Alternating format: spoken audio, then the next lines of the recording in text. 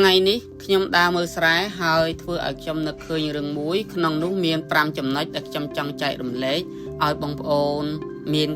កម្លាំងចិត្តឡើងវិញក្នុងការរស់នៅការធ្វើការនិងការរីកចម្រើននៃជីវិតផងដែរដូចជាស្រូវដែលខ្ញុំកំពុងតែដើរកាត់នេះគឺវាមិនប្រញាប់ដុះទេប៉ុន្តែវាមិនដែលឈប់ការលូតលាស់ឡើយហើយមនុស្សយើងក៏ដូចគ្នាដែរតើ5ចំណុចខ្ញុំនឹងចែករំលែកអ្វីខ្លះដើម្បីឲ្យបងប្អូនបានស្បើយពីទុក្ខកង្វល់ពីទុក្ខលំបាកជាដើមទី1មិនមែនគ្រប់ការខិតខំប្រឹងប្រែងវាសុទ្ធតែឃើញលទ្ធផលភ្លាមៗទេបងប្អូនអញ្ចឹងដូចជាស្រូវជាដើមដូចជាកសិករដាំស្រូវនៅថ្ងៃដំបូងគ្មានអ្នកណាឃើញថាគ្រាប់ពូជដែលយើងដាក់ចុះនោះវាកំពុងតែរីកលូតលាស់នៃប្រព័ន្ធឫសនៅខាងក្រោមដីយើងគ្រាន់តែមើលឃើញនៅខាងលើតែប៉ុណ្ណោះប៉ុន្តែការលូតលាស់បានចាប់ផ្ដើមរួចទៅហើយវាដូចជាជីវិតយើងអញ្ចឹងក៏ដូចគ្នាការខិតខំនៅថ្ងៃនេះប្រហែលជាមិនទាន់មានអ្នកកត់សម្គាល់ទេថានឹងបានលទ្ធផលយ៉ាងណាចំពោះអ្វីដែលយើងកំពុងតែធ្វើប៉ុន្តែវាកំពុងតែបង្កើតអនាគតសម្រាប់ខ្លួនឯងផ្ទាល់ដូច្នេះតើបងប្អូននឹងត្រូវគិតយ៉ាងណាចំពោះអ្នកដទៃមើលមកឬក៏យើងត្រូវគិតដោយខ្លួនឯងថាយើងធ្វើអ្វីនៅថ្ងៃនេះលទ្ធផលនឹងបានល្អនៅថ្ងៃក្រោយទី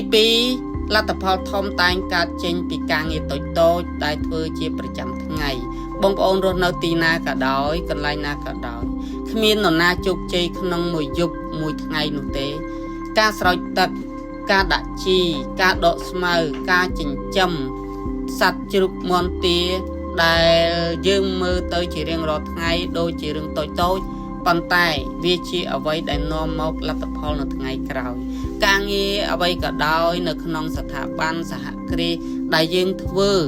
គឺវាមិនអាចជោគជ័យខណៈដែលយើងកំពុងតែធ្វើទេតែការខិតខំរបស់យើងការប្រឹងប្រែងរបស់យើងធ្វើឲ្យមេកាយរបស់យើងមើលឃើញពីសមត្ថភាពពីការខិតខំប្រឹងប្រែងពីការអត់ធ្មត់ទាំងអស់នោះធ្វើឲ្យយើងទទួលបានលទ្ធផលផ្លែផ្កានិងការទុកចិត្តពីចវាយនាយផងដែរនៅចំណុចទី3កុំវាស់តម្លៃខ្លួនឯងតាមការសរសើររបស់អ្នកដទៃការសរសើរនេះគឺជារឿងដែលសំខាន់ណាស់ធ្វើឲ្យយើងមានកម្លាំងចិត្តប៉ុន្តែបើយើងមិនអាចគ្រប់គ្រងបានក៏វាជាបញ្ហាផងដែរពេលខ្លះគ្មាននរណានិយាយថាយើងពូកែឬក៏អរគុណយើងទេតែបើការងារដែលយើងធ្វើគឺជាការងារដែលស្មោះត្រង់និងមានប្រយោជន៍នោះវាមានតម្លៃរួចទៅហើយដោយមិនចាំបាច់នរណាមួយមកលើកដង្កើងយើងនោះទេតម្លៃរបស់មនុស្សមិនអាស្រ័យទៅលើការទទួលស្គាល់ពីអ្នកដទៃឡើយបើថ្ងៃនេះយើងធ្វើអ្វីចាំតែអ្នកដទៃលើកសរសើរទើបយើងប្រឹងប្រែងបើយើងធ្វើអ្វីមួយចាំអ្នកដទៃថាត្រឹមត្រូវហើយទើបយើងធ្វើនោះមិនជាការល្អទេពីព្រោះរឿងខ្លះ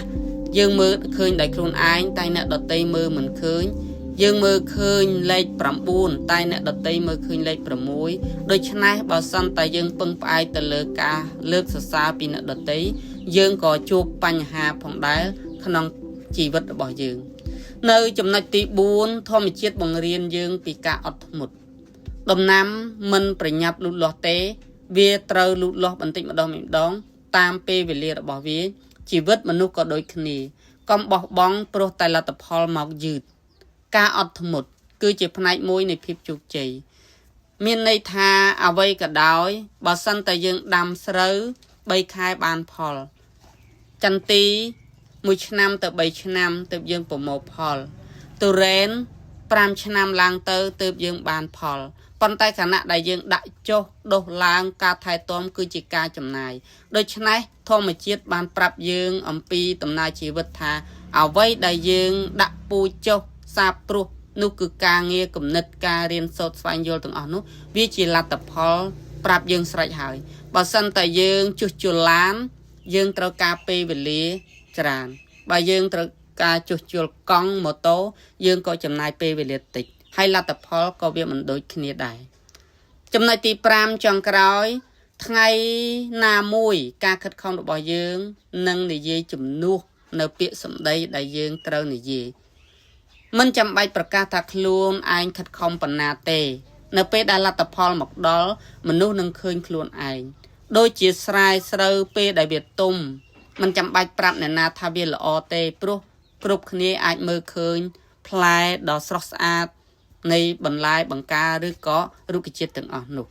នេះគឺជាចំណុចមួយដែលសំខាន់បងប្អូននឹងស្វែងយល់ខ្ញុំជឿជាក់ថា5ចំណុចនេះបងប្អូនស្ដាប់ចប់នឹងទទួលបានកម្លាំងចិត្ត